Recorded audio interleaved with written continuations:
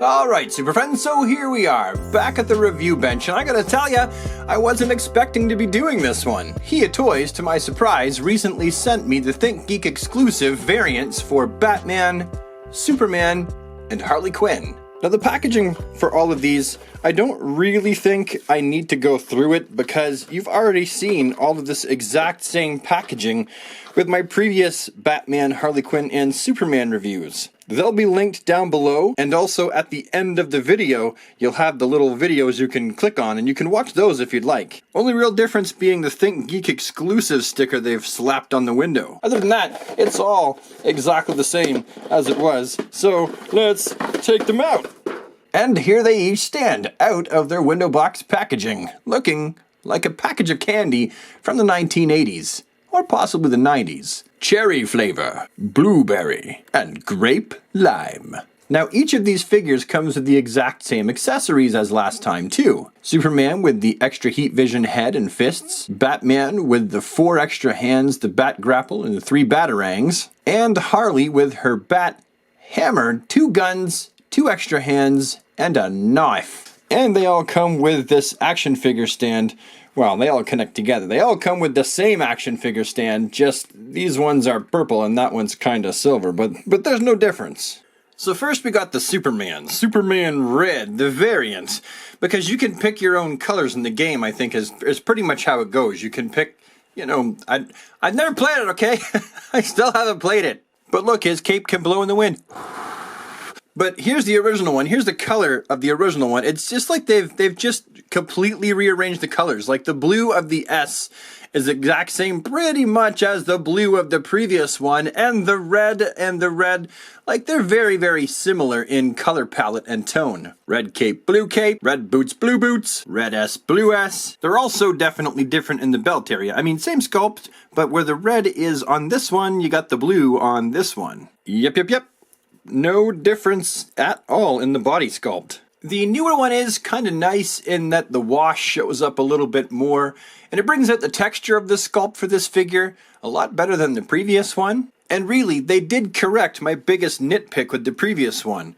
The face sculpt for this one actually looks way, way better. Well, not the sculpt, but the paint. It definitely looks better. With the original one, the lips were too dark and the eyes were kind of wonky, but with the new one, the lips are actually painted more of a pink color, and the eyes are painted much, much better. So even though I'm not a huge fan of a red bodysuit with blue boots and cape and S, this one definitely is better than the previous one. As for Batman, well, this Batman, as much as I don't like the fact that he looks kind of like a race car or a motorcycle driver, like with the colors and all that kind of jazz, I definitely think that he is good for what he is. You got all the spots on his armor where it would have just been gray with maybe some silver highlights and stuff like that to highlight the battle damage or whatever, and with this one, they've actually tried to go with a gray and blue classic Batman with yellow highlights around the edge of his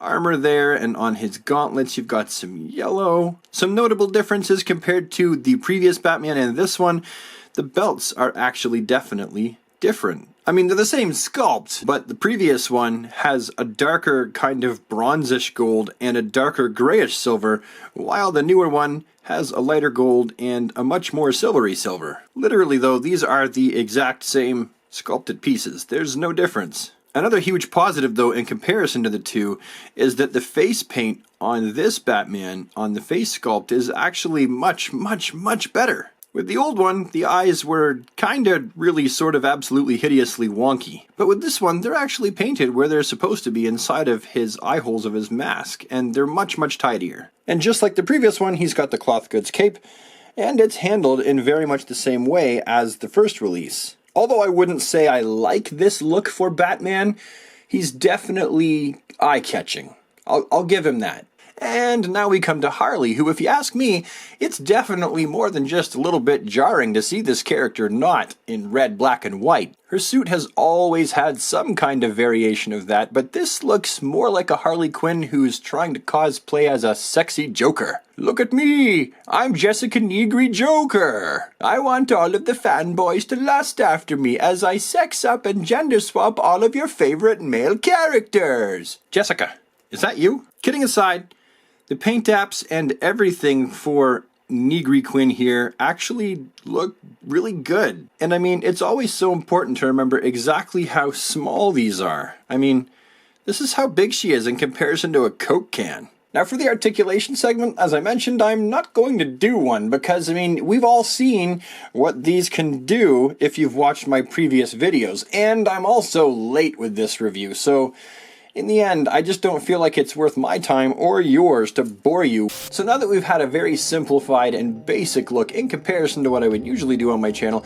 of these three figures, Superman, Batman, and Harley, what do I think of them? Well, I think if you're a die-hard fan and you just want to snap up all the figures that they make of them, then sure, pick these guys up. They're definitely an improvement as far as paint quality goes over the original, at least the Batman and Superman. And they're eye-catching. I mean, there's nothing wrong with them per se. Call me old school, but I'm more of a fan of the classic look of the figures, with Superman being dressed in blue with a red cape S and boots, and Batman either being gray and blue or black and blue, but in all the right places. I can definitely see what they're going for here. It's just not exactly my cup of tea, but that doesn't mean that they suck. It just means I've got personal preference and taste, and these aren't it. And if I'm being completely and totally honest, and I think I've mentioned this in every video, I kinda wish that the Injustice figures were 6-inch scale and not this little teensy-weensy short scale. I just don't collect this scale of figure that much. They're not something I display on a shelf, they're not something that I get super hyped about. So basically, if it wasn't for the kindness of Hiya Toys to send these out to me so that I could make a video of them, thus product for service, I don't think that I would have actually bought these from ThinkGeek had I saw them on the shelf. Being honest, I'm going to do a head swap with Superman onto the first release and then probably give them all to my kids. Superman, Batman, and Harley. Anyway, those are my thoughts, views, observations, and opinions, but I'm just one dude and I'm sure you're gonna have your own, so heck, leave them down in the comment section below because that's what comment sections are for. If you enjoyed the video, please take the time to leave a like on it, and if you want to see more from my channel show up in your inbox, then I invite you today to join us here at the DC Squad and become a super friend today simply by hitting the subscribe button and dinging the bell and joining in on the conversation. And with that, I'm done. So, thank you so much for showing up to watch this video, super friends. Have a DC day, everybody, and take care.